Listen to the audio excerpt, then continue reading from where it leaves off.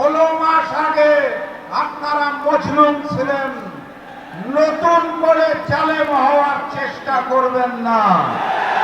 যারা নতুন করে চাঁদাবাজি শুরু করেছে, যারা নতুন করে ভূমি দখল শুরু করেছে, যারা নতুন করে রাজধানী করছে, যারা নতুন করে প্রশাসনকে ব্যবহার করতে চাইছে, সেই বিএনপিকে বিনয়ের সাথে বলতে চাই, 16 মাস আগে আপনারা মজলুম ছিলেন, নতুন করে জালেম হওয়ার চেষ্টা করবেন না।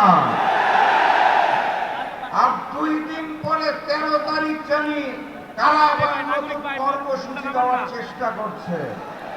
কর্মসূচির নাম নাকি লকডাউন। পুরাতন জালেমের নাম আওয়ামী লীগ, তাদের কর্মসূচি লকডাউন ঘোষণা করেছে।